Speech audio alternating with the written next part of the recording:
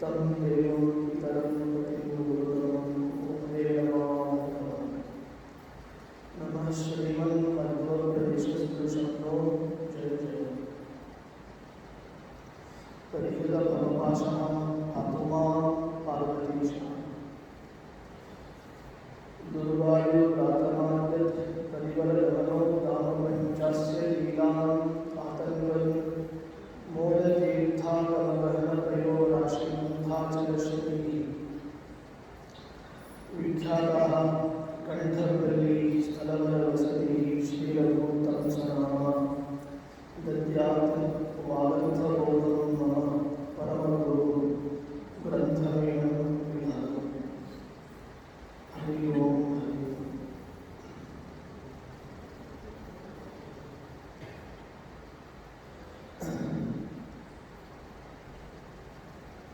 ನಾವು ಬರುವ ಕಾಲದಲ್ಲಿ ಇದೆ ಕಾರಣವೆಂದರೆ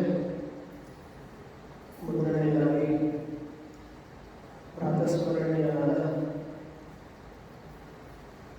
ಮಧ್ವಮಠದ ಪಾರ್ಥ ಅಂತ ಹೆಸರು ಶ್ರೀ ಸಂದೇವಿಯರ ಗುರು ಸಾರ್ವಭೌಮರ ಆರಾಧನಾ ಮಹೋತ್ಸವ ಜೊತೆಗೆ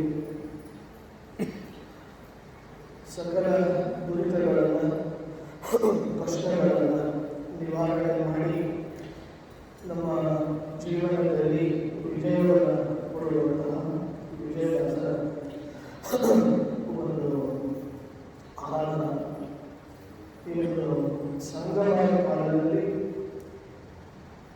ಇಂದು ಎಲ್ಲ ವಿದ್ವಾಂಸರು ಸೇರಿಕೊಂಡು ಈ ಜ್ಞಾನ ಪುಷ್ಪವನ್ನು ನರಸಿಂಹದೇವರಿಗೆ ಸಮರ್ಪಣೆ ಮಾಡಲು ಅದು ಒಂದು ದೊಡ್ಡ ಸುಯೋಗ.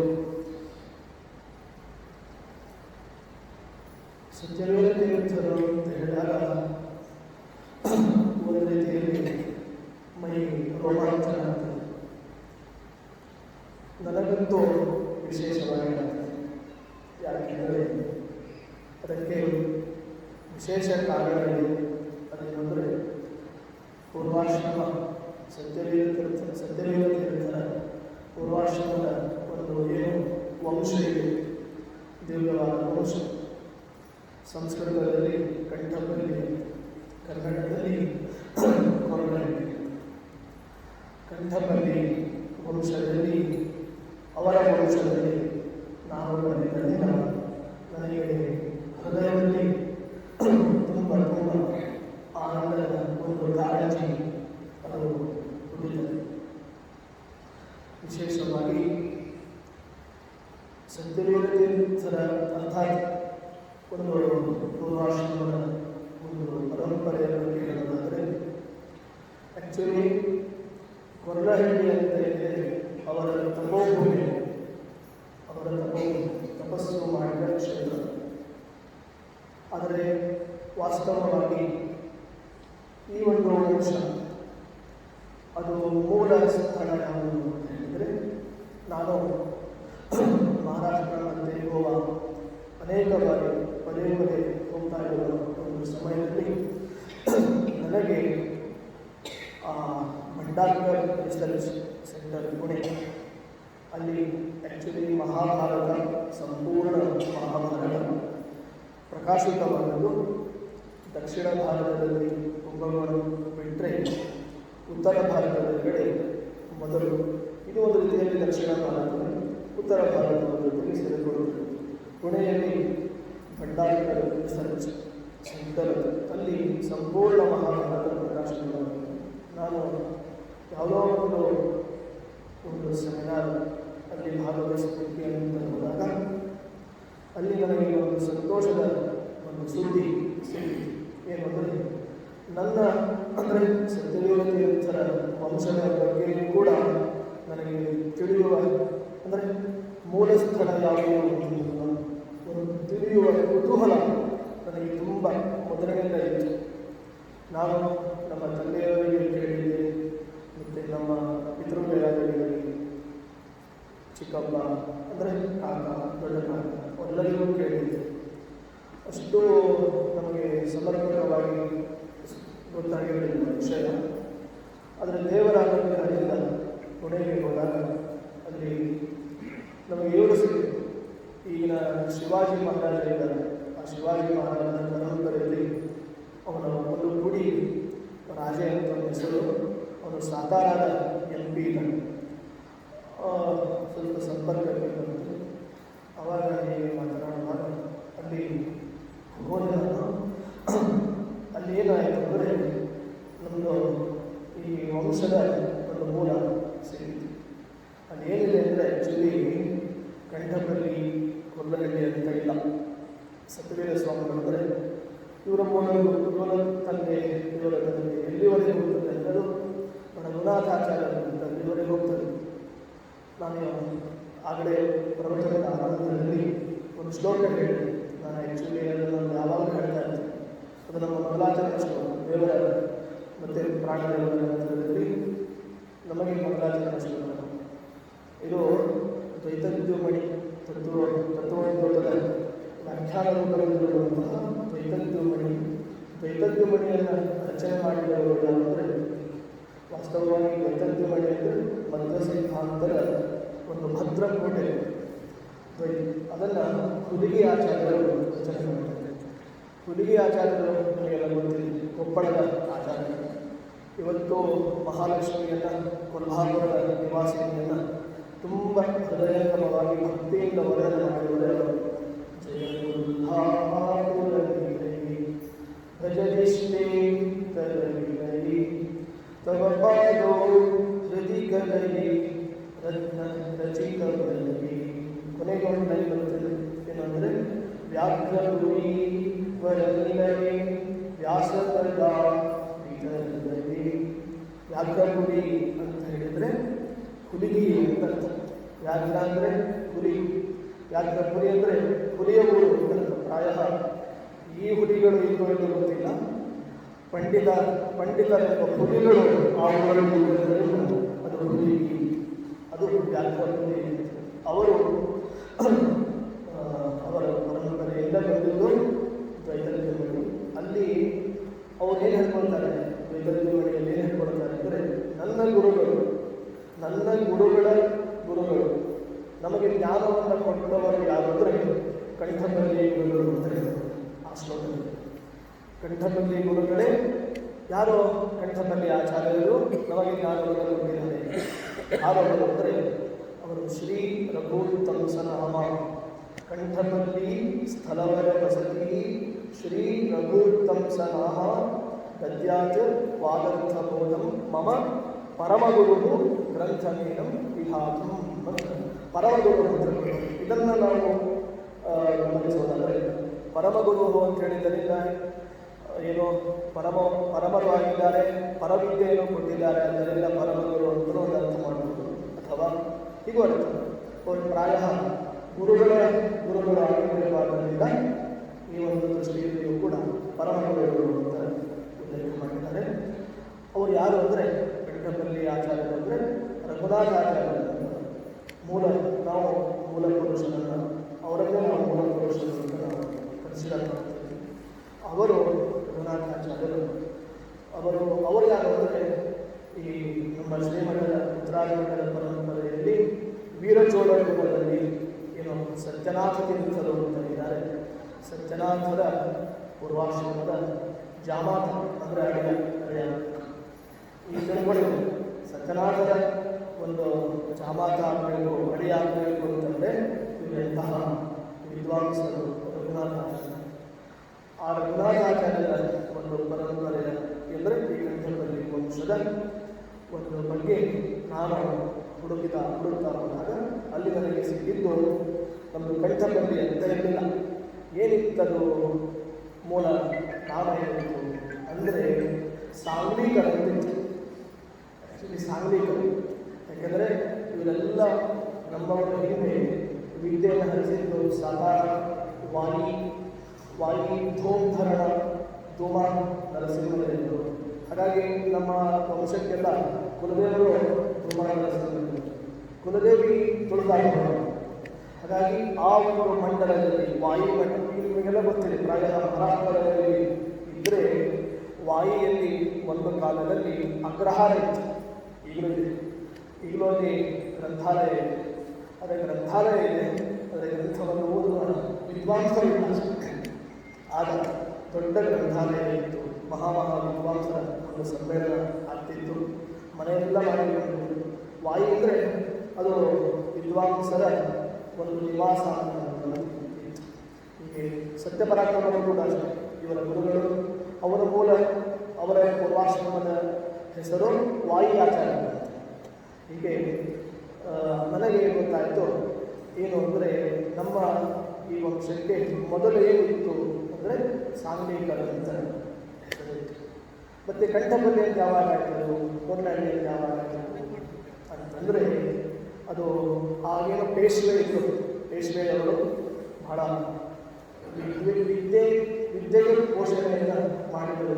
ಪೇಶ್ವೆಯವರು ಅಂದರೆ ಶಿವಾಜಿಯ ನಂತರದಲ್ಲಿ ಪೇಶ್ವೆಯವರು ದೊಡ್ಡ ಸ್ಥಾನವನ್ನು ಪಡೆದರು. ಇವತ್ತು ಪುಣೆಯಲ್ಲಿ ವಿದ್ಯಾಧಾರ ಹರಿತಾ ಉಂಟು ಅಂತಂದರೆ ಅದಕ್ಕೆ ಕಾರಣ ಪೇಶ್ವೆ. ವರದೇಂದ್ರ ಸ್ವಾಮಿಗಳಿಗೂ ಕೂಡ ಅಲ್ಲಿ ವರದೇಂದ್ರನ ಮೂಲ ಬದಲಾವಣೆ, ಅದಕ್ಕೂ ಕೂಡ ಒಂದು ರೀತಿಯಲ್ಲಿ ಕಾರಣ ಪೇಶ್ವೆ. ಇಂತಹ ಪೇಶ್ವೆಯವರು ನಮ್ಮ ಆಚಾರ್ಯರ ಒಂದು ವಿದ್ಯೆ, ಅವರ ಪಾಂಡಿತ್ಯ, ಅವರ ಪ್ರಭೆ ಅದೆಲ್ಲವನ್ನು ನೋಡಿ ಏನು ಮಾಡಿದ್ರು, ಇನಾಮ್ ಕೊಟ್ಟು. ಇನಾಮ್ ಅಂದರೆ ಭೂಮಿ ಕೊಟ್ಟು, ಜಾಗಗಳನ್ನು ಕೊಟ್ಟು, ಸ್ಥಳಗಳನ್ನು ಕೊಟ್ಟು. ಎಲ್ಲೆಲ್ಲಿ ಕೊಟ್ಟರು ಅಂದರೆ ಪೇಶ್ವೆಯವರ ಅಧೀನದಲ್ಲಿ ಬರ್ತಿದ್ದಿದ್ದಲ್ಲ. ಹುಬ್ಬಳ್ಳಿ, ಧಾರವಾಡ, ಗದಗ, ಮತ್ತು ಕಪ್ಪತಗುಡ್ಡ, ಶೀರ್ನಹಳ್ಳಿ ಪಕ್ಕದಲ್ಲಿ ಬಿದರಹಳ್ಳಿ, ಅದು ವೇಣುಪಲ್ಲಿ. ಬಿದರಹಳ್ಳಿ ವೇಣುಪಲ್ಲಿಯ ಪಕ್ಕದಲ್ಲಿ ಕಂಠಪಲ್ಲಿ. ಇವೆಲ್ಲ ಏನಿದೆ ಆ ಎಲ್ಲ ಸ್ಥಳಗಳನ್ನು ಪೇಶ್ವೆಯವರು ಮಾಡಿಬಿಟ್ಟು ಇವರ ಪಾಂಡಿತ್ಯವನ್ನು ನೋಡಿ ದಾನ ಮಾಡಿದ್ದರಿಂದ ಕೊನೆ ಹಂತ ಹಂತವಾಗಿ ಮೂಲ ಆಚಾರ್ಯರು ವಾಯುವಿಂದ ಇವರೆಲ್ಲಿಗೆ ಬಂದರು ಅಂದರೆ ಕೆಲವರು ಚಿಕ್ಕೋಡಿಗೆ ಬಂದರು, ಕೆಲವರು ಗೋಕಾಕಿಗೆ ಬಂದರು. ಗೋಕಾಕಿಗೆ ಬಂದವರು ಇವರೇ ಬೋಧರಾಚಾರ್ಯರು. ಗೋಕಾಕಿಗೆ ಬಂದರು ಬೋಧರಾಚಾರ್ಯರು ಮುಂದೆ ಸತ್ಯಧೀರರಾಗ್ತಾರೆ. ಚಿಕ್ಕೋಡಿಗೆ ಬಂದರು ಇವರ ತಮ್ಮ ಬರ್ತಾರೆ, ಅವರೇ ಸತ್ಯಧೀರರಾಗ್ತಾರೆ. ಅವರ ಪುತ್ರ ಇವತ್ತು ಮಧ್ವಮಠದ ಪ್ರಚಂಡ ಸಿಂಹ ಸತ್ಯಧೀರ. ಅವರು ಚಿಕ್ಕೋಡಿಯ ಈಗಲೂ ಇದೆ. ಸಂತೋಷದ ಸಂಗತಿ ಅಂದರೆ ಚಿಕ್ಕೋಡಿಯಲ್ಲಿ ಸತ್ಯಧ್ಯಾನಕೇಂದ್ರ ಒಂದು ನಿವಾಸ, ಅವರ ಒಂದು ಮನೆ ನಾವು ನೋಡ್ಬೋದು. ನಾನು ಅನೇಕ ಬಾರಿ ಹೋಗಿದ್ದೇನೆ.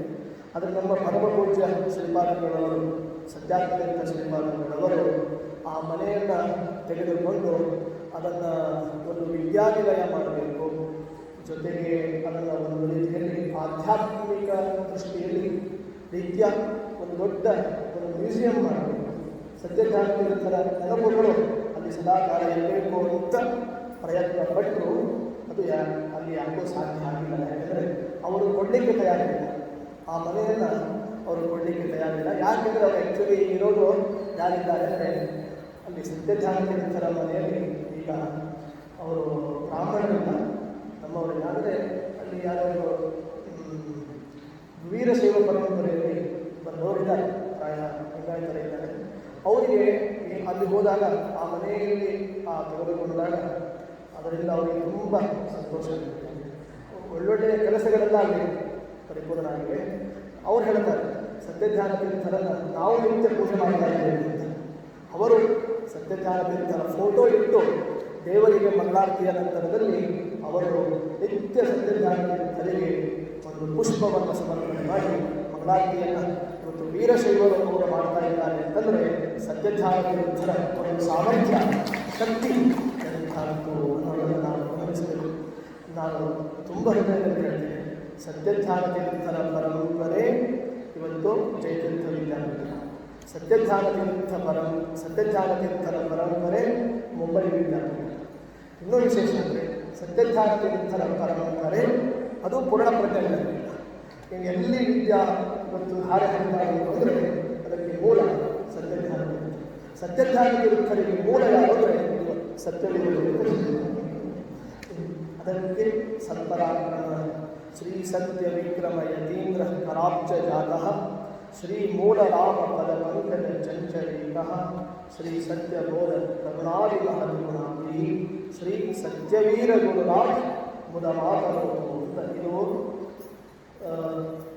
ಒಂದು ವಿಶೇಷವಾದಂತಹ ಶ್ಲೋಕ. ಇನ್ನು ಅವರ ಶಿಷ್ಯರು ವೀರತೀರ್ಥನ ಶಿಷ್ಯರು ಸತ್ಯಧೀರ ತೀರ್ಥರು, ಅವರು ಗೊತ್ತಿದ್ದಾರೆ. ಇಲ್ಲಿ ಅಂದರೆ ಅವರ ಆತ್ಮೂರೊಳಗೆ ಸತ್ಯಕಾಲರಿದ್ದಾರೆ, ಮತ್ತು ಸತ್ಯೇಶ್ವರರು ಇದ್ದಾರೆ, ಸತ್ಯಧೀರ ತೀರ್ಥರಿದ್ದಾರೆ. ಹೀಗೆ ಸತ್ಯಧೀರ ತೀರ್ಥರು ತಮ್ಮ ಗುರುಗಳ ಮೇಲೆ ಶ್ಲೋಕವನ್ನು ಮಾಡಿದ್ದಾರೆ. ಸತ್ಯವೇದರ ಮೇಲೆ ಸತ್ಪರಾಕ್ರಮ ಯುದ್ಧಾಂತೇ ಸಂಜಾತ ಕೀರ್ತಿಚಂದ್ರಿಕ ಸಂತಾಪ ಹರದು ಶ್ರೀಮಾನ್ ಸತ್ಯವೇದೆಂದು ಸಾಮ ನಿತ್ಯ ಹೇಳ್ಕೊಳ್ಬೇಕು. ಸತ್ಯವೇದ ತೀರ್ಥರ ಸ್ಮರಣೆ ಮಾಡಿಕೊಂಡ್ರೆ ಎಷ್ಟೋ ವಿಘ್ನಗಳು ಪರಿಹಾರ. ಯಾಕೆಂದರೆ ಒಂದು ಮಾತು ಹೇಳ್ತೇನೆ ನಾನು, ಅವರ ಕಾಲಕ್ಕೆ ಇವತ್ತು ಉತ್ತರಾಧಿಮಠ ಅಧೀನವಾಗಿತ್ತು, ಶಾನುಭೋಗರ ಅಧೀನವಾಗಿತ್ತು. ಪೂಜೆ ಮಾಡಬೇಕು ಅಂದರೆ ಅವರನ್ನೇ ಕೇಳಬೇಕು, ಪಾದಪೂಜೆಗೆ ಹೋಗಬೇಕು ಅಂದರೆ ಅವರನ್ನೇ ಕೇಳಬೇಕು, ಮತ್ತು ಮಂತ್ರಾಕ್ಷತೆ ಒಬ್ಬರಿಗೆ ಕೊಡಬೇಕು ಅಂತಂದರೆ ಶಾನುಭೋಗರನ್ನೇ ಕೇಳಬೇಕು. ಶಾನುಭೋಗರು ಏಳು ಅಂದರೆ ಏಳಬೇಕು, ಶಾನುಭೋಗರು ಕೂಡು ಅಂದರೆ ಕೂಡಬೇಕು. ಇದು ಸ್ವಾಮಿಗಳ ಪರಿಸ್ಥಿತಿ ಆ ಕಾಲದಲ್ಲಿ. ಸತ್ಯವೇದರ ಕಾಲದಲ್ಲಿ ಪರಿಸ್ಥಿತಿ ಇಡೀ ಪೂರ್ಣ ಮಠವನ್ನು ಆ ಸಮಯದಲ್ಲಿ ಶಾಂತವರು ಏನು ಮಾಡಿಬಿಟ್ಟಿದ್ರು, ತಮ್ಮ ಕಂಟ್ರೋಲಲ್ಲಿ. ಮುಂದೆ ಗತಿ ಈ ರೀತಿಯಾದರೆ ಸರ್ವತಂತ್ರ ಸ್ವತಂತ್ರರು ಪರಮಹಂಸ ನಾಮಕ ಪರಮಾತ್ಮನ ಪೀಠದಲ್ಲಿ ಬಂದವರು ಇಂತಹ ಸರ್ವತಂತ್ರ ಸ್ವತಂತ್ರನಾದ ಭಗವಂತನ ಅಧೀನದಲ್ಲಿರುವರು. ಅಂಥದ್ದು ಶಾಂತವರ ಅಧೀನದಲ್ಲಿರುವುದು ಅಂದರೆ ಅದು ಸ್ವಾರಸ್ಯ ಇರುವುದಿಲ್ಲ. ಆವಾಗ ಪ್ರಾಯ ಅದಕ್ಕೆ ನಾನು ಹೇಳಿದ್ದು ಮಧ್ವಮತದ ಪಾರ್ಥ ಸತ್ಯವಿರುತ್ತದೆ. ಪಾರ್ಥ ಹೇಗೆ ಅವತ್ತು ಚಕ್ರವ್ಯೂಹ ಭೇದನ ಮಾಡಿದ, ಅದರಂತೆ ಶಾನುಭೋಗರ ದಬ್ಬಾಳಿಕೆಯನ್ನು ಇವತ್ತು ನಿರ್ನಾಮ ಮಾಡಿದವರು ಸತ್ಯವಿರುವುದು. ಪೂರ್ಣ ಉಪವಾಸಗಳು, ಸತ್ಯಾಗ್ರಹ ಮಾಡಿ, ಎಲ್ಲ ವಿದ್ವಾಂಸರನ್ನು ಕರೆಸಿ, ಊರಿನ ಎಲ್ಲ ಮುಖಂಡರನ್ನು ಕರೆಸಿ, ಶ್ರೀಮಠದ ಏನು ಸಂಪತ್ತು ಇದೆ, ಏನು ಭೋಗವಾದ ಅದ್ಭುತವಾದ ಸಂಪತ್ತು ಇದೆ, ಆ ಎಲ್ಲ ಸಂಪತ್ತನ್ನು ಪಿನ್ ಟು ಪಿನ್ ಅದನ್ನು ರಾಮದೇವರ ಪಾದ ಚರಣ ಕಮಲಗಳಲ್ಲಿ ಸಮರ್ಪಣೆ ಮಾಡಿ ಇನ್ಮೇಲಿಂದ ಶಾಂತವರ ಕೈವಾಡ ಅಂತ ಅಷ್ಟಾದರೂ ಅವರು ಬಿಡಲಿಲ್ಲ. ಶಾಂತವರು ಬಿಡಲಿಲ್ಲ. ಬಿಡದೆ ಇದ್ದಾಗ ಕೊನೆಗೇನಾಗಿದೆ, ಸತ್ಯವೇದ ತೀರ್ಥರ ಒಂದು ಅವರ ಮೇಲಿನ ಆರೋಪ ಮಾಡಿದ್ದರಿಂದ ಆ ದೋಷಗ್ರಸ್ತರಾಗಿ ಕೊನೆಗೇನಾಗಿದೆ ನೋಡಿ, ಗುರುದ್ರೋಹ ಹೇಗಿರ್ತದೆ ಅಂದರೆ ಅವರ ವಂಶವೇ ದುರ್ವಂಶ ಆಗಿದೆ. ಸತ್ವೀರರಿಗೆ ಮಾಡಿಲ್ಲ, ಅವರು ಶಾಪ ಕೊಟ್ಟಿಲ್ಲ, ಎಂಥದೂ ಮಾಡಿಲ್ಲ. ಸತ್ವೀರರಿಗೆ ದ್ರೋಹ ಮಾಡಿದ್ದರಿಂದ, ಗುರುಗಳಿಗೆ ದ್ರೋಹ ಬಯಸಿದ್ದರಿಂದ ಮುಂದೆ ಈ ವಂಶನೇ ನಿರ್ಮಾಣ ಮಾಡಿದೆ. ಕೆಲವು ಮಕ್ಕಳು ಹುಟ್ಟಿದ್ರಂತೆ. ನನಗೆ ಅವ್ರು ಹೇಳಿದ್ರು, ನಮ್ಮ ಹಿರಿಯರು ಹೇಳಿದರು, ಶಾಂಭೋಗರ ಪರಂಪರೆಯಲ್ಲಿ ಮಕ್ಕಳು ಹುಟ್ಟಿದವರು ಒಂದು 4 ಹುಟ್ಟಿದ್ರಂತೆ. ಹುಟ್ಟಿದವರು ಒಬ್ಬರು ಕಾಲಿಲ್ಲ, ಕೈಯಿಲ್ಲ, ಮತ್ತು ಮಾತಿಲ್ಲ, ಒಬ್ಬರೇನು ವರ್ಕೆ ಮಾಡಿಲ್ಲ. ಇಂಥ ಸಂತತಿ ಹುಟ್ಟಿಬಿಟ್ಟು ಕೊನೆಗೇನಾಯಿತು, ಮಕ್ಕಳು ನಾಶ ಆಗಿದ್ರು, ಇಡೀ ಸಂತತಿ ನಾಶ ಆಯಿತು. ಇಂತಹ ತಾತ್ಪರ್ಯ ಅಂದರೆ ಶ್ರೀಮಠದ ಒಂದು ಏನು ಸಂಪರ್ಕ ಇದೆ, ಶ್ರೀಮಠದ ಪರಂಪರೆ ಇದೆ, ಶ್ರೀಮಠದ ಪದ್ಧತಿ ಇದೆ. ಆ ಪದ್ಧತಿಯನ್ನು, ಆ ಸಂಪತ್ತನ್ನು, ಆ ಧರ್ಮವನ್ನು, ಆ ಸತ್ಯವನ್ನು ಸಂಪೂರ್ಣವಾಗಿ ರಾಮದೇವರ ಚರಣ ಕಮಲಗಳನ್ನು ಸಮರ್ಪಣೆ ಮಾಡುವವರು ಸತ್ಯ. ಅದು ಒಂದೊಂದು ಸತ್ಯ. ಅವರಿದ್ದದ್ದು ಪೀಠದಲ್ಲಿ ಎಷ್ಟು ವರ್ಷ ಇದೆ? 7 ವರ್ಷ. 7 ವರ್ಷ ಇದ್ದದ್ದು ಕೆಲಸ ಮಾತ್ರ 700 ವರ್ಷದ ಕೆಲಸವನ್ನು ಮಾಡಿದ್ದಾರೆ. ಅಂತಹ ಮಹಾಮಹಿಮರು ಸತ್ಯವೇದ ತೀರ್ಥರು. ಇವರು ಇವರು ಗುರುಗಳಿದ್ರಲ್ಲ, ಇವರು ಗುರುಗಳು ಅಂದರೆ ಸತ್ಯಪರಾಕ್ರಮ ತೀರ್ಥರು, ವಾಹಿಯಾಚಾರ್ಯ ಸತ್ಯಪರಾಕ್ರಮ ತೀರ್ಥರಾಗಿ ಪೀಠದಲ್ಲಿ ಕುಳಿತಿದ್ರು. ಅವರೇನು ಮಾಡ್ತಿದ್ರು ಅಂದರೆ ನಿತ್ಯ ಅನುವ್ಯಾಖ್ಯಾನ 4 ಅಧ್ಯಾಯ ನಿಮ್ಮೆಲ್ಲ ಪಾಠ ಆಗ್ತಾ ಇರಬೇಕು. ಆಚಾರ್ಯ ಹೇಳ್ತಾ ಇದ್ದಾರೆ, ಬಹುಶಃ ಅನುವ್ಯಾಖ್ಯಾನ ಆಗಿಲ್ಲ ಅಂದರೆ ಮುಂದೆ ಅವರು ಹೇಳ್ತಾರೆ, ಮುಂದೆ ಪಾಠ ಸರ್ವಮೂಲ ಗ್ರಂಥಗಳಲ್ಲಿ ಹೇಗೆ ಲೌಕಿಕದಲ್ಲಿ ಡಿಲಿಟ್ ಎಷ್ಟು ಅದ್ಭುತ, ಹಾಗೆ ಅಧ್ಯಾತ್ಮದಲ್ಲಿ ಅನುವ್ಯಾಖ್ಯಾನ ಎಷ್ಟು ಅದ್ಭುತ.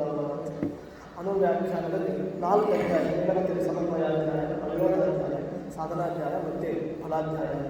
4 ಅಧ್ಯಾಯಗಳಿಂದ ಮುಖ್ಯ ಪ್ರಾಣದಲ್ಲಿ ಅಭಿಷೇಕ ಮಾಡಿದರು. 4 ಅಧ್ಯಾಯಗಳನ್ನು ಹೇಳ್ತಾ ಪ್ರಕಟ ಮಾಡ್ತಾ ಸತ್ಯಪರಾಕ್ರಮ ತೀರ್ಥರು ಆ ಪ್ರಾಣದೇವರಿಗೆ ಅಭಿಷೇಕ ಮಾಡಿದರು. ಅವರಿಗೆ ಹೃದಯದಲ್ಲಿ ಇತ್ತು. ಅವರ ಹೃದಯದಲ್ಲಿ ಇದ್ದರೆ ನನ್ನ ಉತ್ತರಾಧಿಕಾರಿ ಕನಿಷ್ಠ ಪಕ್ಷ 2 ಅಧ್ಯಾಯಗಳನ್ನಾದರೂ ಪಾರಾಯಣ ಮಾಡ್ತಾ ಇದ್ದರೆ ನಾನು ಅವರಿಗೆ ಪಟ್ಟ ಕೊಡ್ತೇನೆ, ಈ ಶ್ರೀಮಠದ ಒಂದು ಉತ್ತರಾಧಿಕಾರವನ್ನು ಕೊಡ್ತೇನೆ ಅಂತ ಆ ರೀತಿ ಒಂದು ಭಾವನೆ ಸಿಕ್ಕಿರಲಿಲ್ಲ. ದೇವರ ರಾಮದೇವರ ಸಂಕಲ್ಪ ಆಗಬೇಕಾಗುತ್ತೆ. ಆಯಿತು, ಒಂದು ದಿವಸ ಇಲ್ಲಿ ಇಳಕಲ್ ಅಂತ ಹೇಳ್ತೀವಿ. ಇಳಕಲ್ ಅಂತ ಕೇಳೋದಕ್ಕಿಂತ ಇಳಕಲ್ ಸ್ಯಾರಿ ಅಂದರೆ ಎಲ್ಲರಿಗೂ ಗೊತ್ತಾಗ್ತದೆ. ಸ್ಯಾರಿ ಹೇಳಿದರೆ ಭಾಳ ಒಂದು ಪ್ರಸಿದ್ಧ. ಇಳಕಲ್ ಸ್ಯಾರಿ ಭಾಳ ಪ್ರಸಿದ್ಧ. ಇಳಕಲ್ ಪಕ್ಕದಲ್ಲಿ ಒಂದು ಗ್ರಾಮ ಇದೆ, ಬಲಗುಂದಿ ಅಂತ ಒಂದು ಗ್ರಾಮ ಇದೆ, ಬಲಗುಂದಿ ಅಂತ. ಅಲ್ಲಿ ಪ್ರಾಯ ನಾರಾಯಣ ದೇವರ ಒಂದು ದೇವಾಲಯ ಇದೆ. ಅಲ್ಲಿ ಸತ್ಯಪರಾಕ್ರಮ ದೇವರ ಒಂದು ಪಾಠ ಆಗ್ತಾ ಇದೆ. ದೊಡ್ಡ ದೊಡ್ಡ ವಿದ್ವಾಂಸರುಗಳು ಅವ್ರಿಗೆಲ್ಲ ಪಾಠ ಮಾಡ್ತಾ ಇದ್ದಾರೆ. ಇವರು ಆಚಾರ್ಯರು ಯಾರೋ ಕಂಠಪತಿ ಆಚಾರ್ಯ, ಇವರು ಮುಂದೆಗಡೆ ಹೋಗಿದ್ದಾರೆ, ಪಾಠ ಕೇಳ್ತಾ ಇದ್ದಾರೆ, ಪಾಠ ಶ್ರವಣ ಮಾಡ್ತಿದ್ದಾರೆ. ಆ ಕಾಲದಲ್ಲಿ ಈಗೆಲ್ಲ ಹೀಗಿರಲಿಲ್ಲ, ಇದೆಲ್ಲ ಏನು ಸಿಮೆಂಟ್ ಕಾಂಕ್ರೀಟ್ ಬಿಲ್ಡಿಂಗ್. ಆ ಕಾಲದಲ್ಲಿ ಜಂತಿ ಇರುತ್ತಿತ್ತು. ಜಂತಿ ಒಂಥರ ಬಂಬುಗಳನ್ನ ಹಾಕಿಬಿಟ್ಟು ಜಂತಿಗಳನ್ನೆಲ್ಲ ಅದನ್ನೆಲ್ಲ ಯೂಸ್ ಮಾಡಿ ಮನೆ ಕಟ್ತಿದ್ರು. ಅದು ಆ ಜಂತಿಯಿಂದ ನಿರ್ಮಿತವಾದನ್ನೇ ವಾಯು ಅಂದರೆ ಸತ್ಯಪರಾಕ್ರಮರು ಇವರು ಅನುವ್ಯಾಖ್ಯಾನ ಪಾಠ ಮಾಡ್ತಿದ್ದಾರೆ. ಎಲ್ಲ ವಿದ್ವಾಂಸರುಗಳು ಪಾಠ ಮಾಡ್ತಿದ್ದಾರೆ. ಮಧ್ಯದಲ್ಲಿ ಕಂಠದಲ್ಲಿ ಆಚಾರ್ಯರು ಬೋಧರಾಚಾರ್ಯರು ಅಂತ ಸತ್ಯಬೋಧ ತೀರ್ಥರ ಕರುಣೆಯಿಂದ ಹುಟ್ಟಿದವರಾದ್ದರಿಂದ ಇವರು ಬೋಧರಾಚಾರ್ಯರು. ಮಧ್ಯದಲ್ಲಿ ಇವರು ಹುಟ್ಟಿದ್ದಾರೆ, ಪಾಠ ಶ್ರವಣ ಮಾಡ್ತಾ ಇದ್ದಾರೆ. ಸತ್ಯಪರಾಕ್ರಮರಿಗೆ ಸತ್ಯಪರಾಕ್ರಮರು ರಾಮಚಂದ್ರದೇವರನ್ನು ಪ್ರಾರ್ಥನೆ ಮಾಡಿದ್ದಾರೆ. ಒಬ್ಬ ಒಳ್ಳೆಯ ಉತ್ತರಾಧಿಕಾರಿಯನ್ನು ಕರುಣಿಸುವಂಥ ರಾಮದೇವರು ಬೇಡ್ಕೊಂಡಿದ್ದಾರೆ. ದಿನ ಬೇಡ್ಕೊಳ್ತಾರೆ, ಅವತ್ತು ಬೇಡ್ಕೊಳ್ತಾರೆ. ಪಾಠ ನಡೀತಾ ಇದೆ. ಯಾವುದೋ ಒಂದು ಘಟ್ಟ, ಆ ಘಟ್ಟದಲ್ಲಿ ಒಮ್ಮಿಂದೊಮ್ಮೆ ಏನಾಯಿತು, ಬೆಳಕು ಬಂತು. ಒಮ್ಮೆ ಬೆಳಕು ಬಂತು, ದಿವ್ಯವಾದ ಕಾಂತಿ ಬಂತು. ನೋಡ್ತಾರೆ ಎಲ್ಲ ಶಿಷ್ಯರುಗಳು ಏನಾಗಿತ್ತು ಗೊತ್ತಿಲ್ಲ. ಆ ಜಂತಿ ಇತ್ತಲ್ಲ, ಆ ಜಂತಿ ಕಾಳಿಂಗ ಸರ್ಪ ಬಂದಿದೆ, ಗೊಬ್ಬರ ಈ ಗೊಬ್ಬರ ಕಾಳಿಂಗ ಸರ್ಪ ಬಂದಿದೆ. ತನ್ನ ಬಾಲವನ್ನು ಜಂತಿಯ ಒಳಗೆ ಸುತ್ತುಕೊಂಡಿದೆ, ಇಳಿಬಿಟ್ಟು ಆ ಹೆಡೆಯನ್ನು ಕಂಠಪಲ್ಲಿ ಆಚಾರ್ಯರ ಮೇಲೆ ಈ ರೀತಿ ಅಲ್ಲಾಡಿಸ್ತಾ ಹೋಗುತ್ತೆ. ಹೆಡೆಯನ್ನು ಆಡಿಸ್ತಾರೆ. ಆ ಕಡೆ ಸೆಂಟರ್ ಮಧ್ಯದ ಕೇಂದ್ರವಾಗಿದ್ದು ಕಂಠಪಲ್ಲಿ ಆಚಾರ್ಯರ ಶಿರಸ್ಸಿನ ಮೇಲೆ ಅದು ಹೆಡೆ ಬಿಚ್ಚಿ ನರ್ತನ ಮಾಡ್ತಾರೆ. ಅರ್ಥ ಆಯಿತು ಸರ್? ಅದನ್ನು ನೋಡಿ ಎಲ್ಲರೂ ಶಿಷ್ಯರೆಲ್ಲ ಮನೆಯಲ್ಲಿ ಒಂದು ಜಿರ್ಲೆ ಬಂದು ಹೋಗ್ತಾರೆ. ಅಲ್ಲಿ ಬಂದರೆ ಆ ಕಡೆ ಹೇಳ್ತಾರೆ. ಅಂಥದ್ದು ಕಾಳಿಂಗ ಸರ್ಪ ಬಂದು ಇವರ ತಲೆ ಮೇಲೆ ಆಗ್ತಾ ಇದ್ದರೆ ಅರ್ಥ ಆಯಿತು. ಏನೋ ಸತ್ಯಪರಾಕ್ರಮ ಹೇಳಿಬಿಟ್ಟು ಇದು ಶೇಷದೇವರು ಬಂದಿದ್ದಾರೆ ಅಂದರೆ ಟೀಕಾಚಾರ್ಯರಿಗೆ ಸಮ್ಮತಿಯಾಗಿದೆ. ಯಾಕೆ? ಜಯನ್ನು ನುಡಿಯಲು ಜಯಶೀಲನ, ಎಂದು ನುಡಿಯಲು ಯಮನಂಜುಮ, ತೀಯನ್ನು ನುಡಿಯಲು ತಿಮಿರ ಪಾಠಕ ಹಾನಿ, ಎಂದು ನುಡಿಯಲು ತಾಪತ್ರಯ. ನೀವು ನೋಡಿರಬೇಕು ಮಡಿಕೇರದಲ್ಲಿ ಆ ಟೀಕಾಚಾರ್ಯರ ವೃಂದಾವನ ಮೇಲೆ ಎಲ್ಲಿ ಬೇಕಲ್ಲಿ ಶೇಷಗಳು, ಎಲ್ಲಿ ಬೇಕಲ್ಲಿ ಹಿಂದೆ ಮುಂದೆ ಆ ಕಡೆ ಅಪ್ಪ ಪೂಜಾರಿಗಂತೂ ಅರ್ಚಕರಿಗಂತೂ ಅವರಿಗೆ ಮೇಲಿನ ಮೇಲೆ ಅದು ಹಾವು ಸಿಗ್ತದೆ ಅಂತಾರೆ. ಏನು ಮಾಡಿದ್ರು ಅದು ಏನು ಮಾಡಿದ್ರು ಬರ್ತಾ ಇರ್ತಾರೆ. ಇದು ಆ ಟೀಕಾಚಾರ್ಯರಿಗೆ ಸಮ್ಮತಿಯಾಗಿದೆ ಅಂತ ಅವರು ಭಾವಿಸಿದರು. ಹೇಳಬೇಕು, ಅವತ್ತೇ ಅನೌನ್ಸ್ಮೆಂಟ್ ಆಯಿತು. ಇನ್ನು ಉತ್ತರಾಧಿಕಾರಿ ಯಾರು ಅಂದರೆ ಕಂಠಪಲ್ಲಿ ಬೋಧಾಚಾರ್ಯರು ಅವತ್ತೇ ಪಟ್ಟಾಭಿಷೇಕ ಆಯಿತು. ಅವರಿಗೆ ಹೆಸರು ನಾಮಕರಣ ಮಾಡಿದರು. ಏನು ಅಂತ ಸತ್ಯವೀರ ತೀರ್ಥರು ಅಂತ ನಾಮಕರಣ ಮಾಡಿದರು. ನಾವು ಯಾಕೆ ಹೇಳಿದರೆ ಅವರ ಆಶ್ರಮ ಸನ್ಯಾಸ ತೆಗೆದುಕೊಳ್ಳೋದು, ಪೀಠಾಧಿಪತ್ಯ ತೆಗೆದುಕೊಳ್ಳೋದು ಇವೆರಡು ಬೇರೆ ಬೇರೆ ಪ್ರೊಸೆಸ್. ಅದು ಸನ್ಯಾಸ ಅಂದರೆ ಕೇವಲ ಒಂದು ವೈರಾಗ್ಯಕ್ಕಾಗಿ ಇರುವುದು. ಪೀಠಾಧಿಪತ್ಯ ಅಂದರೆ ಎರಡೂ ಮೇಂಟೈನ್ ಮಾಡಬೇಕು. ಈ ಕಡೆ ಆಧ್ಯಾತ್ಮ, ಈ ಕಡೆ ಧರ್ಮ, ಈ ಕಡೆ ಸಮಾಜ, ಮೂರನ್ನೂ ಮೇಂಟೈನ್ ಮಾಡಬೇಕಾದದ್ದು ಪೀಠಾಧಿಪತ್ಯ. ಹಾಗಾಗಿ ಸತ್ಯವೀರ ತೀರ್ಥರು ಆ ಒಂದು ವೇದಾಂತ ಸಾಮ್ರಾಜ್ಯ ಪೀಠದಲ್ಲಿ ಕುಳಿತಿದ್ದಾರೆ. ಮಧ್ವಾಚಾರ್ಯರು ಮೊದಲು ಸನ್ಯಾಸ ತೆಗೆದುಕೊಂಡಿದ್ದಾರೆ ಆಚಾರ್ಯರು. ಆವಾಗ ಅಚ್ಯುತ ಪರೀಕ್ಷಾಚಾರ್ಯರು ಏನು ಹೆಸರಿದ್ದವರಿಗೆ ಮೊದಲು ಅವರಿಗೆ ಅಂದರೆ ಪೂರ್ಣಪ್ರಜ್ಞಾಚಾರ್ಯರು ಅವರಿಗೆ ನಾಮಕರಣ ಮಾಡಿದರು. ಮತ್ತು ಸನ್ಯಾಸ ಸ್ವೀಕಾರ ಮಾಡಿದಾಗ ಪೂರ್ಣಪ್ರಜ್ಞಾಚಾರ್ಯ ಪೀಠಾಧಿಪತ್ಯ ಪೀಠ ಕೊಟ್ಟರು. ಆ ಪರಂಪರೆ ಒಂದು ಪೀಠದಲ್ಲಿ ಕುಡಿಸಿದರು, ಪಟ್ಟಾಭಿಷೇಕ ಮಾಡಿದರು. ಆನಂದ ತೀರ್ಥೇಹಿ ಪದಂ ತುರೂಪಿತಂ ಬಭೂವೂಪರೂಪಂ ಅಂತ ಏನು ಹೆಸರಿಟ್ಟರು? ಆನಂದ ತೀರ್ಥರು ನಾಮಕರಣ ಮಾಡಿದರು. ಮೊದಲು ಪೂರ್ಣಪ್ರಜ್ಞಾಚಾರ್ಯ ಸನ್ಯಾಸ ಸ್ವೀಕಾರ ಮಾಡಿದರು. ಆನಂತರದಲ್ಲಿ ಅದು ಆನಂದ ತೀರ್ಥರು, ಹೀಗೆ ಸತ್ಯಲೀಲ ತೀರ್ಥರು ಅಂತ ಪ್ರಸಿದ್ಧರಾದರು. ನೀವು ನೋಡಿರಬೇಕು, ಅಲ್ಲಿ ಕಂಠಪಲ್ಲಿ ಅಂದರೆ ಕೊರಲಹಳ್ಳಿ, ಕಂಠ ಅಂದರೆ ಕೊರಳು, ಪಲ್ಲಿ ಅಂದರೆ ಹಳ್ಳಿ, ಕನ್ನಡದಲ್ಲಿ ಕೊರಲಹಳ್ಳಿ, ಸಂಸ್ಕೃತದಲ್ಲಿ ಕಂಠ. ಬಿದರಹಳ್ಳಿ ವಂಶಪಲ್ಲಿ, ವಂಶ ಬಿದಿರು, ಪಲ್ಲಿ ಹಳ್ಳಿ, ವಂಶಪಲ್ಲಿ ಅಂದರೆ ಬಿದರಹಳ್ಳಿ. ನೀವು ನೋಡಿರಬೇಕು ತುಂಗಭದ್ರಾ ನದಿ ಆ ಕಡೆ ಮದಲಗಂಡಿ ಪ್ರಾಣದೇವರು ಇದ್ದಾರೆ, ಈ ಕಡೆ ಕೊರಲಹಳ್ಳಿ ಕಂಠಪಲ್ಲಿ, ಆ ಕಡೆ ಮದಲಗಂಡಿ ಇದೆ. ಇಂದಿಗೂ ಆ ಕಡೆ ಬಂದರೆ ಬಳ್ಳಾರಿ ಜಿಲ್ಲೆಗೆ ಹೋಗ್ತೇವೆ ನಾವು, ಈಗ ವಿಜಯನಗರ ಜಿಲ್ಲೆಗೆ ಬರ್ತೇವೆ. ಈ ಕಡೆ ಬಂದರೆ ಹಿಂದೆ ಧಾರವಾಡ ಜಿಲ್ಲೆ ಅಂತ ಹೇಳ್ತದೆ, ಧಾರವಾಡ ಈಗ ಧಾರವಾಡ ಇಲ್ಲ, ಈಗ ಅದು ಗದಗ ಜಿಲ್ಲೆಗೆ ಸೇರಿಕೊಂಡಿದೆ. ನೋಡಿ, 2 ಜಿಲ್ಲೆಗಳನ್ನು ವಿಭಾಗ ಮಾಡ್ತಾರೆ. ಅದು ತುಂಗಭದ್ರಾ ನದಿ. ಮದಲಗಟ್ಟಿ ಪ್ರಾಣದೇವರನ್ನು ನಿತ್ಯ ಅವರು ಅರ್ಚನೆ ಮಾಡ್ತಿದ್ದರು. ಅರ್ಚನೆ ಮಾಡಿ ಒಂದು ಟೈಮ್ ಏನಾಯಿತು, ಪಾಪ ಅವರು ಪೂರ್ವಾಶ್ರಮದಲ್ಲಿ ಇದ್ದಾಗ ಬಡತನ, ತುಂಬ ಬಡತನ, ದೇವರಿಗೆ ಒಂದು ಬೆಲ್ಲ ಸಮರ್ಪಣೆ ಮಾಡಲಿಕ್ಕೂ ಸಿಕ್ತಿರಲಿಲ್ಲ, ಬೆಲ್ಲದ ತುಂಡು ಸಿಕ್ತಿರಲಿಲ್ಲ. ಆದರೂ ನಿತ್ಯ ಆರಾಧನೆ ಆಗ್ತದೆ. ಯಾವಾಗ ಪೀಠ ಬಂತು ಅವರು ಒಂದು ಉದಾರದ ಪ್ರತಿಮೆ ಮಾಡಿಸಿಕೊಂಡು ಸತ್ಯಲೀಲ ತೀರ್ಥರು ಪೂರ್ವಾಶ್ರಮದಲ್ಲಿ ಅದನ್ನು ಮದಲಗಂಡಿ ಪ್ರಾಣದೇವರ ಹೃದಯದಲ್ಲಿ ಇಟ್ಟು ಪ್ರಾಣದೇವರ ಜೊತೆಗೆ ಅದಕ್ಕೂ ಮಧು ಅಭಿಷೇಕ ಮಾಡ್ತಿದ್ರು. ನಿತ್ಯ ಏನು ಸಿಗ್ತದೆ ಅದನ್ನು ಸಮರ್ಪಣೆ ಮಾಡ್ತಿದ್ರು. ಅವ್ರಿಗೇನಿತ್ತು, ನಿತ್ಯ ತಾವು ಒಂದು ಬಕ್ರಿಯನ್ನು ನೈವೇದ್ಯ ಮಾಡ್ತಿದ್ರು. ಬಕ್ರಿನೇ ಅದು ಬಲ ಬರೋದು, ಬಕ್ರಿ ನೈವೇದ್ಯ ಮಾಡ್ತಿದ್ರು, ಅಷ್ಟೇ ಸಿಗ್ತಿತ್ತು.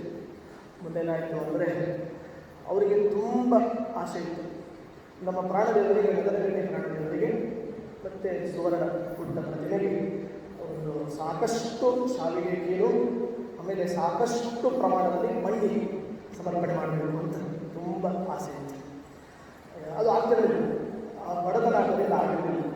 ಅದು ಯಾವಾಗ ರಾಮದೇವರು ಹೊರಗೆ ಬಂದರು, ಉತ್ತರಾಖಂಡದ ಪೀಠಾಧಿಪತ್ಯ ಅವರಿಗೆ ಸಿಕ್ಕಿತು, ಆವಾಗ ಆ ಮದಲಗಂಡಿ ಪ್ರಾಣದೇವರ ಸನ್ನಿಧಾನ ಇರುವ ಆ ಸುವರ್ಣ ಪ್ರತಿಮಾ ಪ್ರಾಣದೇವರಿಗೆ ಹೇಳಿದಂತೆ, ನೋಡು ಮುಖ್ಯ ಪ್ರಾಣ ಹನುಮ, ಪೂರ್ವಾಶ್ರಮದಲ್ಲಿ ಭಕ್ತಿಯಿಂದ ತಿಂತಾಯಿದ್ದೇನೆ, ಈಗ ಪೀಠ ದೊರೆತಿದೆ, ಪೀಠದಲ್ಲಿ ಇದ್ದೇನೆ, ಸಾಕಷ್ಟು ರಾಮದೇವರು ಕೊಡ್ತಾ ಇದ್ದಾರೆ, ಈಗ ಸುವರ್ಣ ಪಾತ್ರೆಯಲ್ಲಿ, ಬಂಗಾರದ ಕೊಡಗದಲ್ಲಿ, ಪಾತ್ರೆಗಳಲ್ಲಿ ಶಾವಿಗೆ ಪರಮಾನ್ನ ಮತ್ತು ಮಂಡಿಗೆ ರಾಶಿ ಸಾಕಷ್ಟು ಇಟ್ಟಿದ್ದಾರೆ, ಅದನ್ನು ತಿಂದು ಅಂತ ಹೇಳ್ತಾರೆ ಪ್ರಾಣದೇವ. ಆಯಿತು ಅಂತ ನೋಡಲ್ಲ, ಅವರು ಹೇಳಿದ್ದಕ್ಕೆ ಆಯಿತು ನಾನು ಸ್ವೀಕಾರ ಮಾಡ್ತೇನೆ ಅಂತ ಸಮ್ಮತಿ ಸೂಚಿಸ್ತಾ ಇದ್ದಾರೆ. ಹೀಗೆ ಪ್ರಾಣದೇವರ ಜೊತೆಗೆ ಮಾತನಾಡಿದವರು ಸತ್ಯಲೀಲ ತೀರ್ಥ. ಪ್ರಾಣದೇವರ ಜೊತೆಗೆ ಇವರು ಮಾತನಾಡಿದರು, ಪ್ರಾಣದೇವರು ಸತ್ಯಲೀಲ ತೀರ್ಥರ ಜೊತೆಗೆ ಮಾತನಾಡ್ತಿದ್ರು. ಆದ್ದರಿಂದ ಮದಲಗಟ್ಟಿ ಪ್ರಾಣ ಅವನು ಮಾತನಾಡುವ ಹನುಮ. ಯಲಗುರೇಶ ಹೇಗೆ ಪ್ರಸಿದ್ಧ, ಅದರಂತೆ ಮದಲಗಟ್ಟೀಶರು ಕೂಡ ಪ್ರಸಿದ್ಧ. ಹಾಗೆ ಪ್ರಾಣದೇವರ ಒಂದು ಜೊತೆಗೆ ಮಾತನಾಡುವವರು ಮಹಾಮಹಿಮರು. ಇನ್ನೊಂದು ಚರಿತ್ರೆ ಹೇಳಿ ನಾನು ಸಮಾಪ್ತಿಗೊಳಿಸ್ತೇನೆ. ಒಮ್ಮೆನಾಗಿತ್ತು ಅಂದರೆ ಹೈದರಾಬಾದ್ ಕಡೆ ಅವರು ಸಂಚಾರ ಕ್ರಮೇಣ ಮಾಡಿದ್ದಾರೆ. ಪುಷ್ಯ ಮಾಸ, ಸಾಕಷ್ಟು ಚರಿತ್ರೆಗಳು ಹೇಳ್ತಾ ಹೋದರೆ ಅದು ಏನು ಹೃದಯ ಅಮೃತ ಆಗುತ್ತೆ. ಹೈದರಾಬಾದ್ ಕಡೆ ಬಂದಿದ್ದಾರೆ. ಅಲ್ಲಿ ಆ ಪ್ರಾಂತ್ಯಕ್ಕೆ ಬಂದಾಗ ಪುಷ್ಯ ಮಾಸ ಅವರೇನೋ ಸಂಕಲ್ಪ ಮಾಡಿದ್ರು. ಆ ಟೈಮಲ್ಲಿ ಪ್ರತಿನಿತ್ಯ 5 ಜನ ಬ್ರಾಹ್ಮಣರಿಗೆ ಇಚ್ಛಾ ಭೋಜನ ಮಾಡಿಸಬೇಕು ಅಂತ ಅವರ ಸಂಕಲ್ಪ. ಸರಿ, ಅವ್ರಿಗೆ ಬಯಸಿದ್ದನ್ನೆಲ್ಲ ಭೋಜನ ಮಾಡ್ತಿದ್ರು. ಅವತ್ತು ಆ ಕಡೆ ಹೈದರಾಬಾದ್ ಪ್ರಾಂತ್ಯಕ್ಕೆ ಬಂದಾಗ 5 ಜನ ಒಬ್ಬ ಶ್ರೇಷ್ಠ ಇಬ್ಬರು ಸಿಕ್ಕರು. ಕೇಳಿದ್ರು, ನಿನಗೇನು ಬೇಕು ಅಂತ ಒಬ್ಬನಿಗೆ ಕೇಳಿದ್ರು.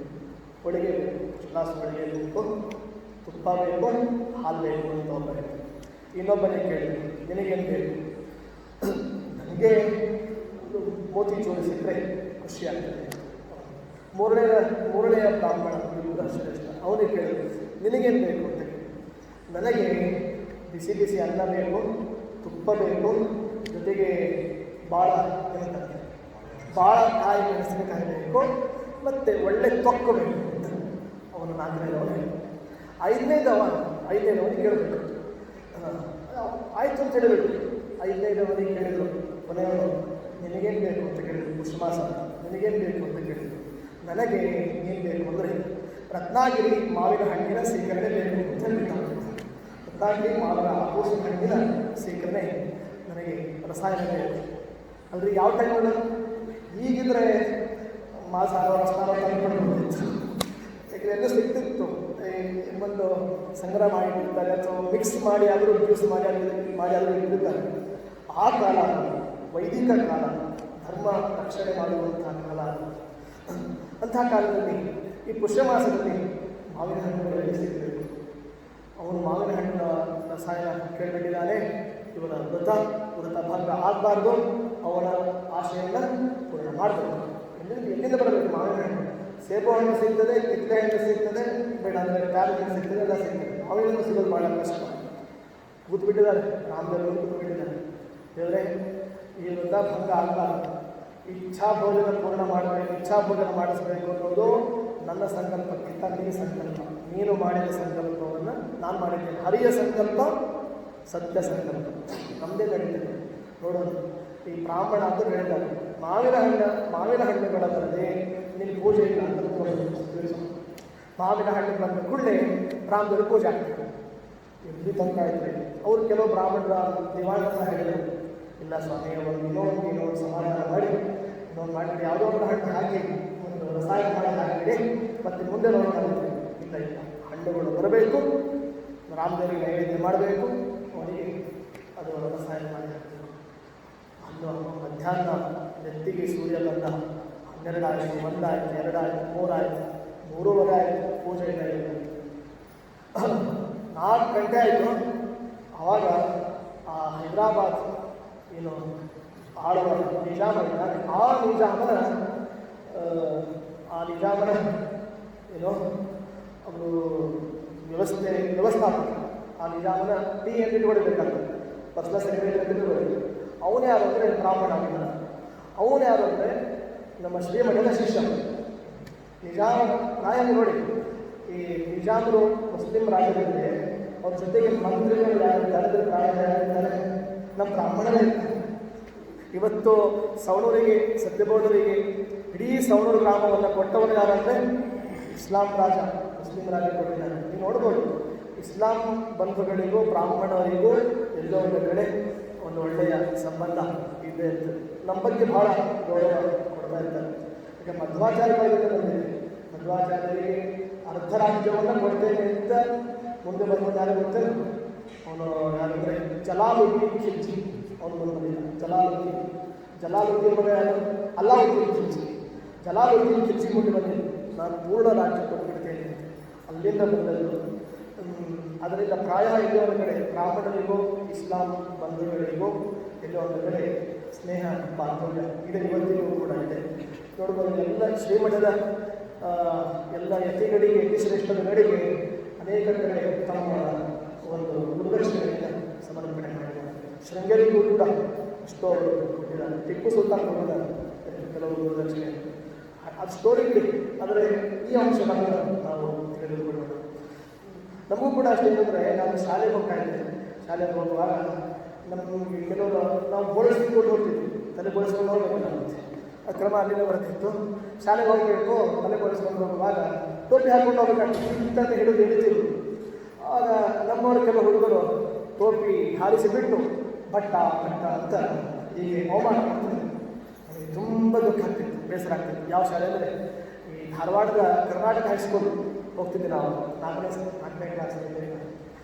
ಬಹಳ ಬೇಸರ ಆಗ್ತಿತ್ತು. ಆವಾಗ ನಮ್ಮ ಜೊತೆ ಒಬ್ಬ ಫ್ರೆಂಡ್ ಇದ್ದ, ಸ್ನೇಹಿತ, ಅವನ ಹೆಸರು ಟೀನ್ವಾಲ ಅಂತ ಅನ್ನಿಸ್ತು. ಅವನು ಮುಸ್ಲಿಮು. ಅವನು ಎಷ್ಟು ನನಗೆ ಪ್ರೊಟೆಕ್ಟ್ ಮಾಡ್ತಿದ್ದ ಅಂದರೆ, ಯಾರಾದರೂ ಜುಟ್ಟು ಭಟ್ಟ ಅಂತ ಹೇಳಿದರೆ ನಿಮ್ಮನ್ನು ಹೊಡೆದೇ ಬಿಡ್ತೇನೆ ಅಂತ ಹೇಳ್ತಿದ್ದರು. ಹಾಗೆ ಅಂದಿನಿಂದ ಇಂದಿನವರೆಗೂ ಕೂಡ ಒಂದು ಒಳ್ಳೆಯ ಸ್ನೇಹ ಬಂತು. ಅನೇಕ ಮುಸ್ಲಿಂ ಬಾಂಧವರು ನಮ್ಮನ್ನು ಕೇಳಿ ರಂಜಾನ್ ಮಾಡ್ತಾ ಇದ್ದಾರೆ, ಏಕಾದಶಿ ಉಪವಾಸನೂ ಮಾಡ್ತಾ ಇದ್ದಾರೆ. ಅಷ್ಟೋ ಅವರಿಗೆ ಭಕ್ತಿ ಬಂತು. ಎಲ್ಲರೂ ನೋಡಿ, ಎಲ್ಲ ಜಾತಿಯಲ್ಲಿ ಭಕ್ತಿಯೂ ಇರ್ತದೆ, ಎಲ್ಲವೂ ಇರ್ತದೆ. ಸರಿ, ಹೀಗೆ ಆ ನಿಜಾಮನ ಏನು ಬರ್ತಾರೆ, ಆ ಮಂತ್ರಿಗೆ ಗೊತ್ತಾಗ್ತದೆ, ಶ್ರೀಪಾದಗಳು ಬಂದಿದ್ದಾರೆ. ಅವನು ಏನೋ ಗೊತ್ತಿಲ್ಲ, ರಾಮದೇವರ ಪ್ರೇರಣೆ ಆಯಿತು. ಸತ್ಯವೇದ ಸ್ವಾಮಿಗಳ ಸನ್ನಿಧಿಗೆ ಬಂದ ಬರುವಾಗ ಬುಟ್ಟಿಗಟ್ಟಲೆ ಹಣ್ಣುಗಳನ್ನು ಬಂದಿದ್ದಾರೆ. ಯಾವ ಹಣ್ಣು ಅಂದರೆ ಮಾವಿನ ಹಣ್ಣುಗಳನ್ನು ದೇವಸ್ಥಾನಕ್ಕೆ ಮಾವಿನ ಹಣ್ಣುಗಳನ್ನು ಅದು ಹೇಳುವುದಿಲ್ಲ. ಯಾಕೆಂದರೆ ಜೇನುತುಪ್ಪ, ಆ ಜೇನುತುಪ್ಪದ ಭಂಡಾರದಲ್ಲಿ ಸುರಕ್ಷಿತವಾಗಿತ್ತು. ಅದನ್ನು ತಗೊಂಡು ಬಂದು ಸತ್ಯವೇದ ಸ್ವಾಮಿ ಅರ್ಪಣೆ ಮಾಡಿದ್ದಾರೆ. ಇನ್ನೇನು ಬೇಕ್ರಿ, ಶ್ರೀಮಠದಲ್ಲಿ ರಾಮದೇವರು ಇದ್ದಾರೆ ಅನ್ನಲಿಕ್ಕೆ ಇದೇ ಸಾಕ್ಷಿ ಅಲ್ಲ. ಇನ್ನೇನು ಬೇಕು, ಇದೇ ಸಾಕ್ಷಿ. ರಾಮದೇವರು ಮಾತಾಡ್ತಾರೆ ಅನ್ನಲಿಕ್ಕೆ ಇದು ಅಂದಿನಿಂದ ಇವತ್ತಿನವರೆಗೂ ಕೂಡ ಅದು ಪರಂಪರೆಯಲ್ಲಿದೆ. ಅವಾಗ ರಾಮದೇವರ ಚರಣ ಕಮಲಗಳಲ್ಲಿ ಭಕ್ತಿಪೂರ್ವಕ ನಮಸ್ಕಾರ ಮಾಡ್ತಾರೆ ಸತ್ಯವೇದ ಸ್ವಾಮಿಗಳು. ನೈವೇದ್ಯ 1 ಗಂಟೆ ಒಳಗೆ ಪೂಜೆ ಮುಗಿಸ್ತಾರೆ. ರಸಾಯನ ಆಯಿತು. ಬ್ರಾಹ್ಮಣರಿಗೆ ನೋಡಿ, ಅವರು ಬ್ರಾಹ್ಮಣ ಕೇಳಿದ್ದಕ್ಕೆ 5 ಮಂದಿ ಅಲ್ಲ, 100 ಮಂದಿ ಬ್ರಾಹ್ಮಣರಿಗೆ ಪುಷ್ಯಮಾಸದಲ್ಲಿ ಮಾವಿನ ಹಣ್ಣಿನ ಸ್ವೀಕರಣೆ, ರಸಾಯನ ಎಲ್ಲರಿಗೂ ಕೂಡ ದೊರೆತಿತ್ತು. ಸತ್ಯವೇದ ಸ್ವಾಮಿಗಳು ಎಲ್ಲ ಊಟ ಆದಮೇಲೆ ತಾವು ಭಿಕ್ಷೆಯನ್ನು ಸ್ವೀಕಾರ ಮಾಡಿ ರಾಮನ ಮುಂದೆ ಬಂದು ಮತ್ತೆ ನಮಸ್ಕಾರ ಮಾಡಿದರು.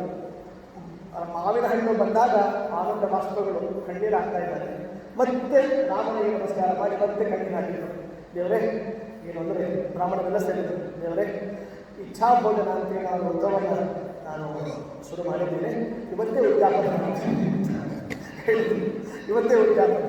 ಯಾಕೆಂದರೆ ಇವನೇನೋ ಮಾವಿನ ಹಣ್ಣು ಕೇಳಿದ, ರಾಮದೇವರ ಸಂಕಲ್ಪ ಪ್ರೇರಣೆ ಆಯಿತು, ತಂದು ಕೊಟ್ಟು.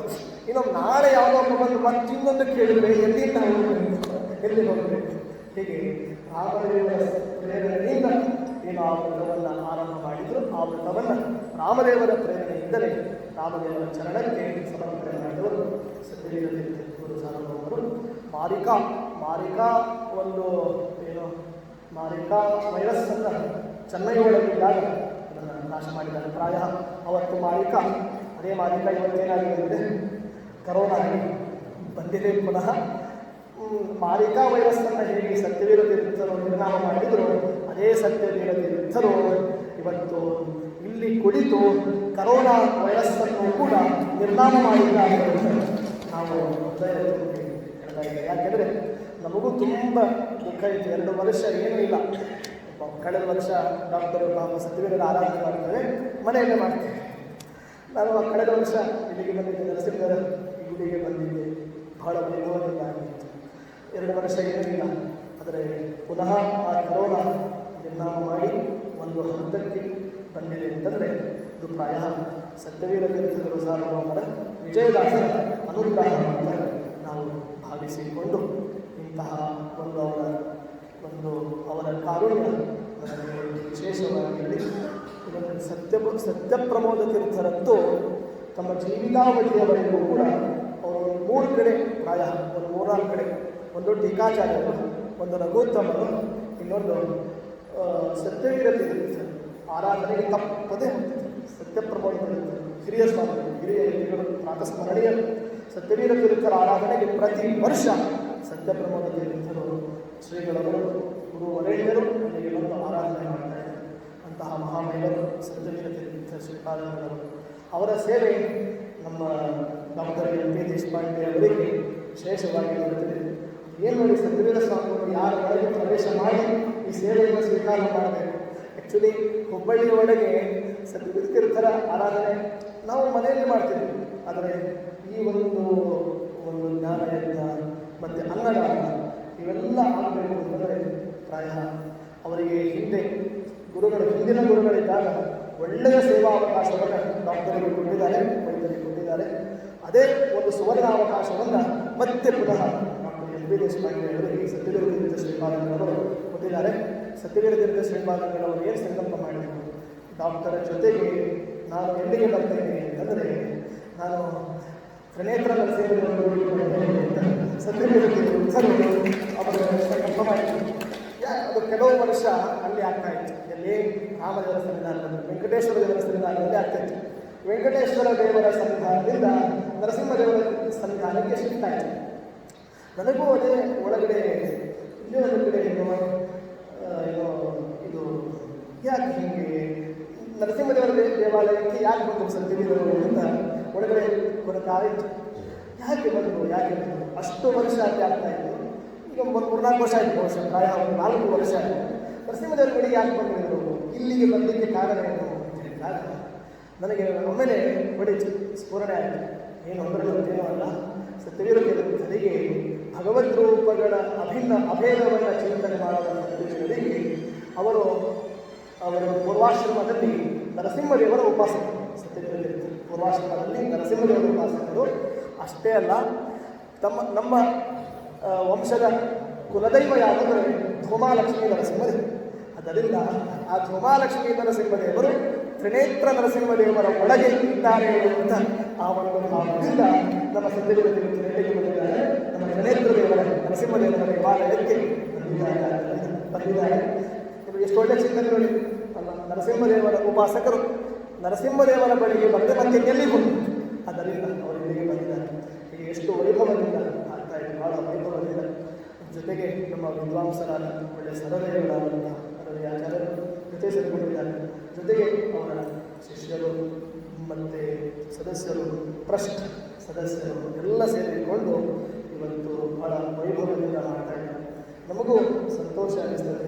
ಏನೆಂದರೆ ಇಂಥ ಒಂದು ವೈಭವದ ಆರಾಧನೆಯಲ್ಲಿ ನಾವು ವಾಂಗ್ಮಯ ಪುಸ್ತಕವನ್ನು ಸಮರ್ಪಣೆ ಮಾಡ್ತೀವಿ ಅಂದರೆ ಅದು ನಮ್ಮ ಯೋಗ ಅಂತ ತಿಳಿದು ಒಂದು 4 ವಿಷಯ ಹೆಚ್ಚಾಗಿದೆ. ಅದು ಹೆಚ್ಚಾಗಲಿಕ್ಕೆ ಕಾರಣ ನನ್ನ ಒಳಗಿನ ಹೃದಯ ಅದು ತುಡಿತ ಇದೆ. ಸತ್ಯವೀರ ತೀರ್ಥರು ನುಡಿಸಿದ್ದಾರೆ.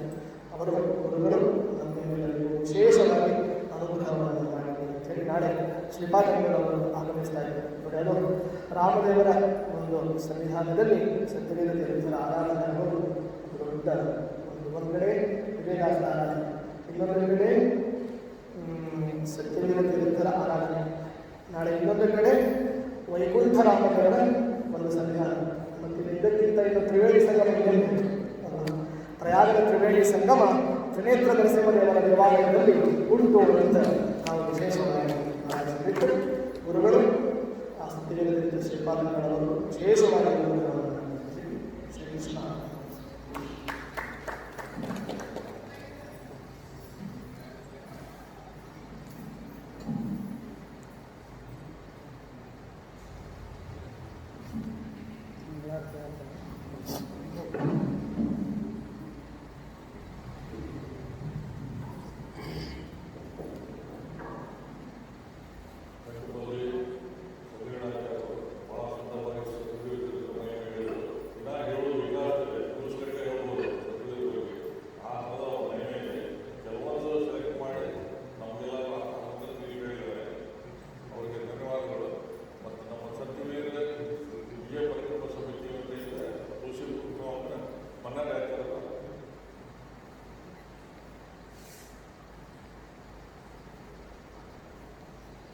ಮಾತನಾಡೇ ಮನ್ನಾರಿ ಕೃಷ್ಣ.